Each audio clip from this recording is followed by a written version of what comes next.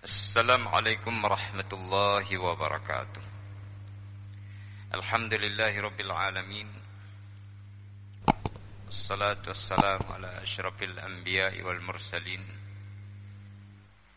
Sayyidina wa maulana Muhammad, imamil mufassirin wa qaidil muhaddisin, hujjatil fuqaha wa qudwatil awliya, wa ala alihi wa ashabihi at-tayyibin at-tahirin, wa ba'd. Ma'asyiral muslimin rahimakumullah. Di dalam surah An-Nahl ayat 67 Allah Subhanahu wa taala berfirman, "Wa auha rabbuka ilan nahli an ittakhidhi minal jibali buyuta wa minasy syajari wa mimma ya'rishun. Thumma kuli min kulli thamarat fasluki subula rabbiki dhulula yakhruju min butuniha syarabun mukhtalifun alwanuhu fihi shifaa'un linnas inna fi dzalika laayatin liqaumin yatafakkarun." Ayat 67, 68 maksud kami, 69 dari surah An-Nahl ini memberikan kepada kita pemahaman tentang bagaimana Allah Subhanahu wa taala telah mengilhamkan kepada lebah untuk melakukan kegiatan-kegiatannya. Kalau kita terjemahkan jamaah rahimakumullah, dan Tuhanmu telah mengilhamkan kepada lebah, buatlah sarang-sarang di bukit-bukit, di pepohonan-pepohonan kayu, dan di tempat-tempat yang telah dibuat oleh manusia. Ada 3 bahagian yang disebutkan oleh Allah, 3 bentuk tempat dan tinggal untuk lebah agar mereka bisa beranak pinak, berkembang biak, dan mereka menjadikan 3 tempat ini sebagai tempat untuk mereka berkoloni. Yang pertama adalah Allah meminta agar lebah ini membuat sarangnya di gunung-gunung, di bukit-bukit. Maksudnya adalah di hutan-hutan, di tanah-tanah dan dataran yang tinggi, di cadas-cadas dan bebatuan. Kemudian kita juga melihat setelah ramainya penggunaan alat komunikasi dan medsos yang meluas demikian, kita disuguhkan bagaimana orang-orang di permukaan bumi ini mengambil madu lebah itu di bukit-bukit dan di tempat-tempat yang sangat tinggi. Dan ini adalah yang diwahyukan atau yang diilhamkan maksudnya. Al-Quran menyebutkan wa auha dengan kata iha atau kata pewahyuan. Bagi lebah ini dimaksudkan adalah diberikan ilham, insting kepada lebah agar mengambil tempat di gunung-gunung. Yang kedua adalah di pohon-pohon kayu. Dan kita sering melihat tidak jauh dari tempat kita tinggal, di pepohonan-pepohonan yang beragam, atau ada pepohonan khusus, di mana pepohonan khusus itu dikenal oleh masyarakat kita sebagai pohon lebah, padahal dia bisa mengambil di pohon mana saja yang dikehendaki oleh lebah. Yang menariknya adalah pohon-pohon yang dihinggapi oleh lebah. Sebesar apapun lebah membuat koloninya atau sarangnya, dia tidak merusak lingkungannya. Dan yang ketiga yang diambil tempat oleh lebah adalah pada rumah-rumah yang dibuat atau yang dibikin oleh manusia atau yang diproduksi oleh manusia. Bisa saja rumah kita, bisa saja bangunan-bangunan yang kita bangun, baik itu dari kayu, dari bangunan konkrit atau bangunan permanen, semi permanen, ataupun bangunan itu berbentuk seperti rangkang atau pondok-pondok atau bungalu-bungalu yang semuanya itu dimanfaatkan oleh lebah untuk menjadi sarangnya.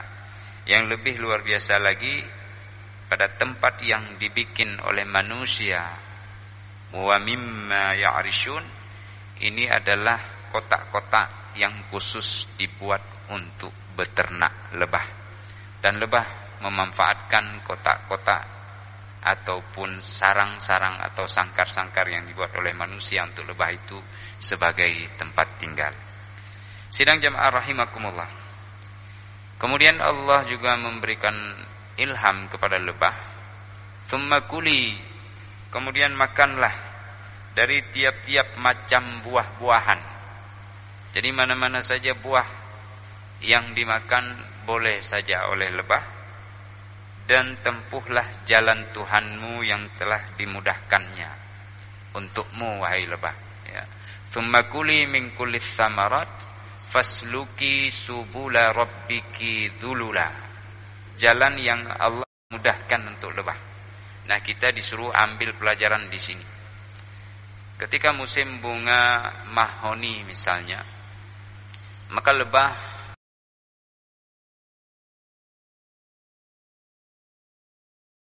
diproses secara kimiawi di dalam perut lebah dan menjadi madu yang keluar untuk bisa dikonsumsi oleh manusia, dan itu memiliki khasiat dan manfaat yang sangat besar.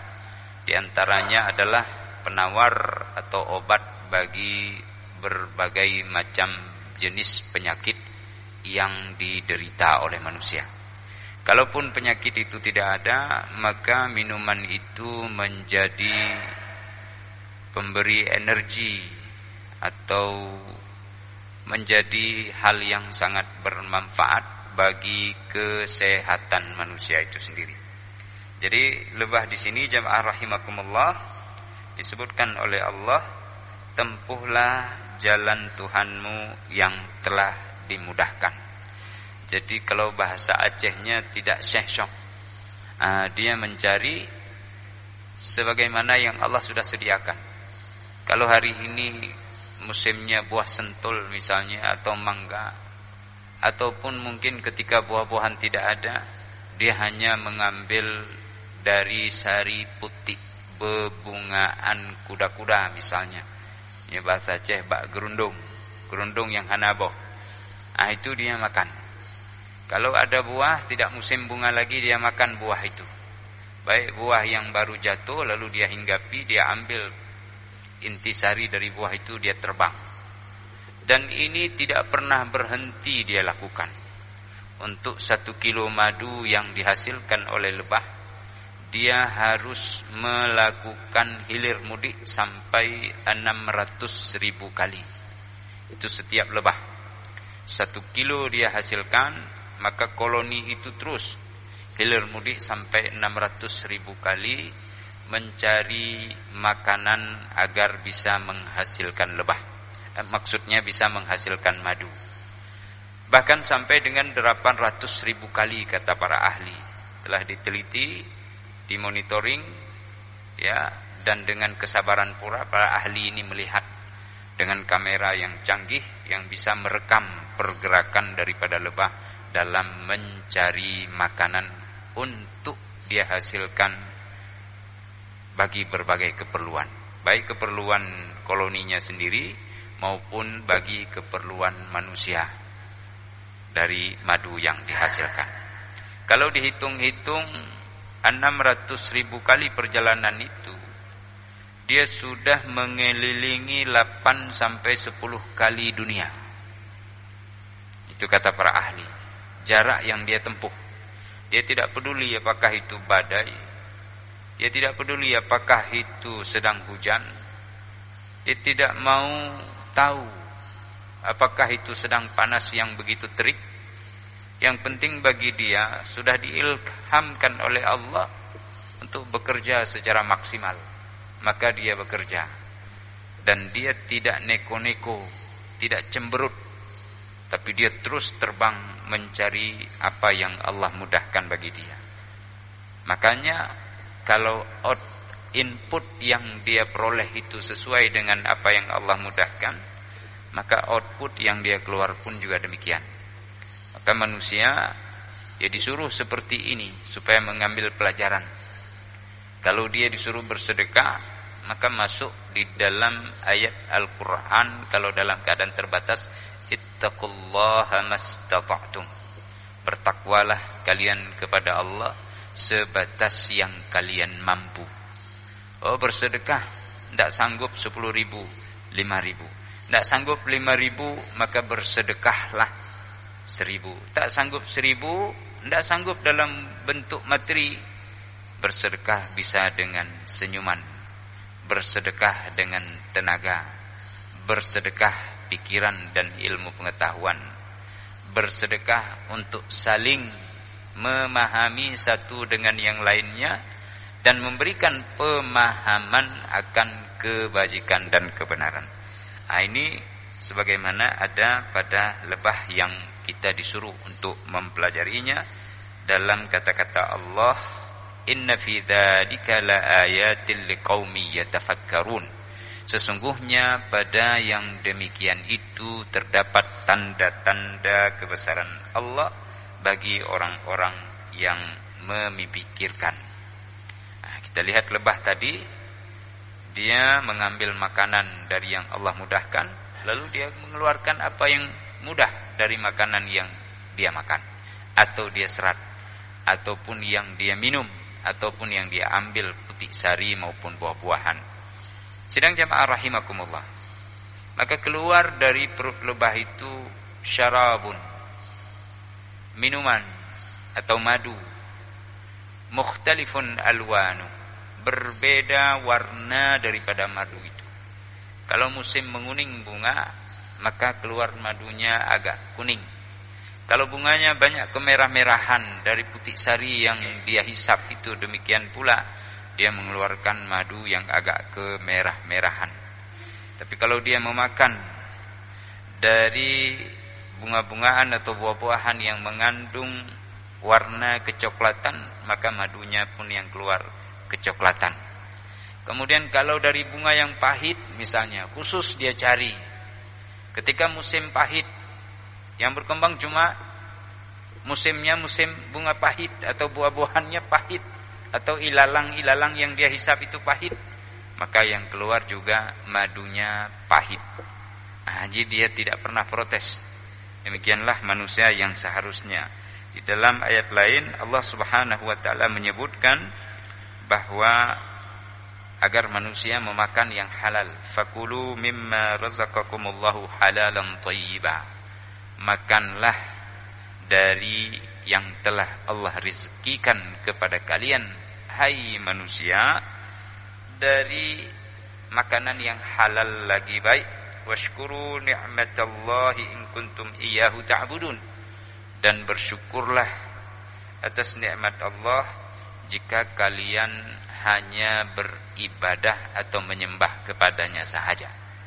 Tapi kalau ada Tuhan lain yang kalian pikirkan, seperti orang-orang terdahulu, kalau dalam Al-Quran disebut dengan al-asnam atau disebut dengan al-awthan, ya, patung-patung.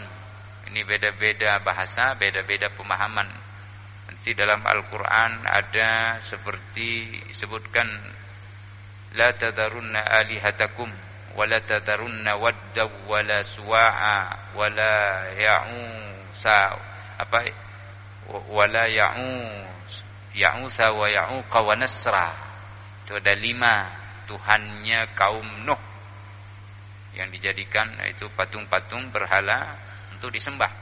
Kemudian kalau pada masa Nabiullah Ibrahim ada disebut dengan al-ba'al, ya, atau at-tamathil. Kemudian pada masa Nabi Musa alaihissalam al-ajla, ya, anak sapi yang dijadikan Tuhan. Pada masa orang jahiliyah ada disebut dengan afara'aitumul lata wal uzza wa manata tsalitsatal ukhra. Ini 7 bentuk yang disebut oleh Al-Quran, atau 8 bentuk. Jika kita masukkan tadi, ya, dan hitungan masa jahiliyah itu adalah satu hitungan dari 3 bentuk Tuhan ini, Tuhan patung-patungan yang dibuat oleh manusia. Ini tidak dibenarkan. Sementara jamaah rahimakumullah, Allah meminta kepada kita, in kuntum iyyahu ta'budun. Kalau khusus ibadahmu hanya menyembah Allah Subhanahu wa taala, maka makan yang halal, yang thayyib. Kemudian bersyukurlah atas nikmat Allah Subhanahu wa taala.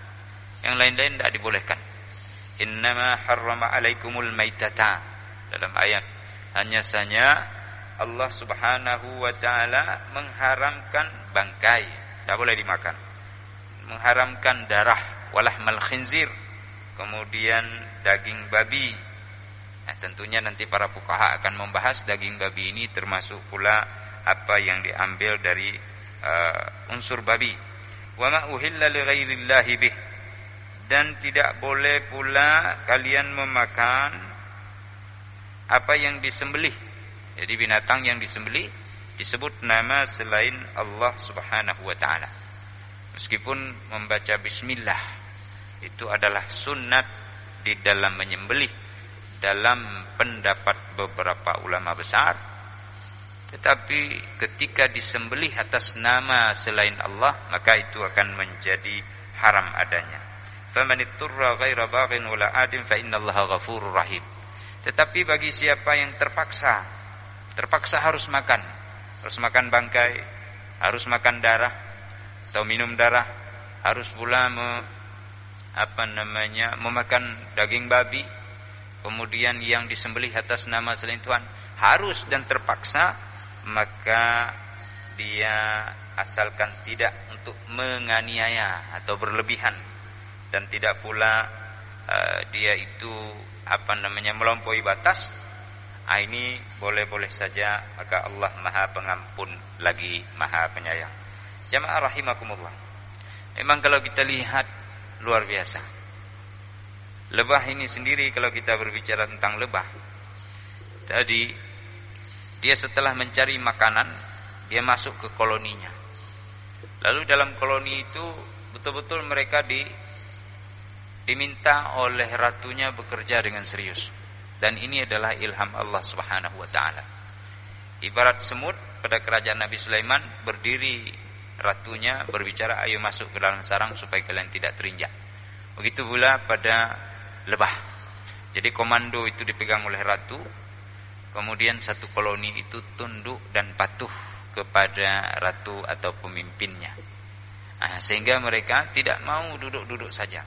Yang malas segera disingkirkan.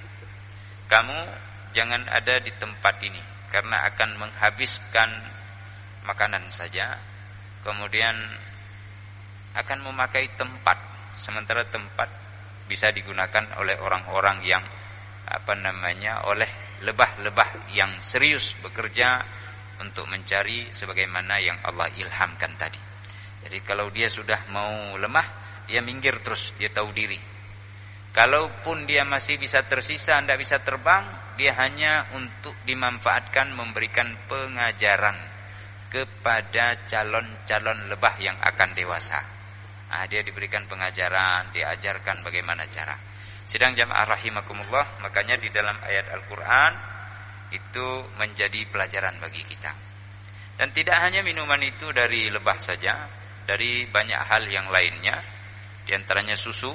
Allah sebutkan di dalam ayat ayat 66, wa innalakum fil an'ami la'ibrah, dan sesungguhnya pada binatang ternak itu terdapat pelajaran bagi kalian. Nusqikum mimma fi butuni min baini farasin wa damin labanan khalisan sa'ighan lisyaribin. Kami memberimu minum, wahai manusia, daripada apa yang berada di dalam perutnya. Maksudnya adalah susu. Susu ini disebutkan oleh Allah mim baini farasin wadamin. Susu yang ada di dalam perut binatang ternak ini itu bersih, meskipun dia berada di antara kotoran dan darah. Tapi susu yang dihasilkan di antara kotoran dan darah, karena ini menjadi mudah bagi kita untuk kita minum sa'igan. Jadi memang enak, lezat, dan kita tidak merasa jijik ketika meminumnya. Semua kita senang meminum susu. Ini Allah berikan kepada kita, mudah-mudahan menjadi pelajaran dari apa yang disampaikan, dan kita bersyukur kepada Allah Subhanahu wa taala. Ini saja pada subuh yang berbahagia ini, mudah-mudahan bermanfaat. Billahi taufiq wal hidayah. Assalamualaikum warahmatullahi wabarakatuh.